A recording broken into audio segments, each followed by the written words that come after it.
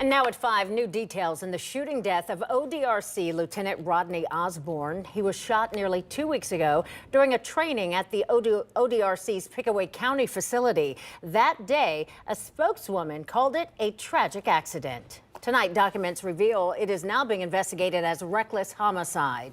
Thank you for joining us tonight on 10 TV News at 5. I'm Yolanda Harris. And I'm Andrew Kinsey. We've been covering this story since Osborne first died back on April 9th. And tonight, 10 TV's Colin Dorsey is live for us now from the Department of Public Safety building at the Highway Patrol. And Colin, there are still many questions about what's next in this investigation.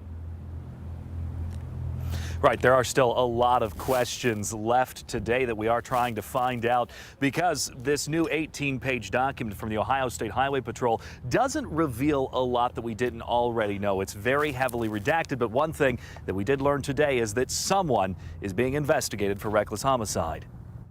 This appears to have been a tragic accident. That tragic accident starting an investigation, the documents becoming available just today, nearly 2 weeks after Osborne's death. Heavily redacted, there isn't much new information, but page 1 gives some insight into what happened April 9th. We now know Lieutenant Osborne was shot with a handgun. Also new, a state employee is being investigated for reckless homicide, a third-degree felony.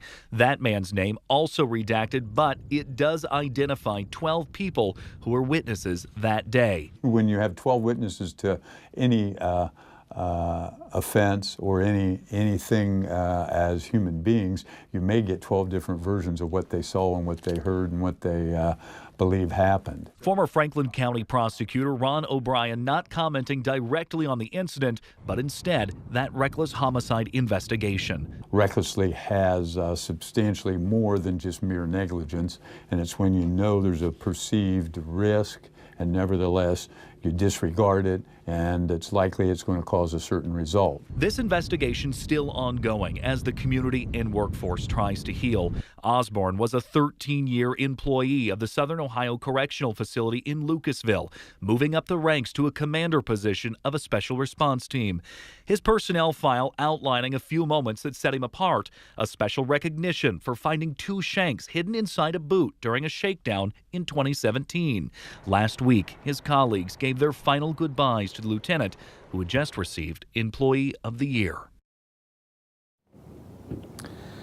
Now, an ODRC Special Operations Commander is on administrative leave. He's been on leave since the day following that incident. Now, we do not know his tie to the incident and why he's on leave, and 10 TV has opted to not release his name at this time. Live from the Department of Public Safety, Colin Dorsey, 10 TV News. Colin,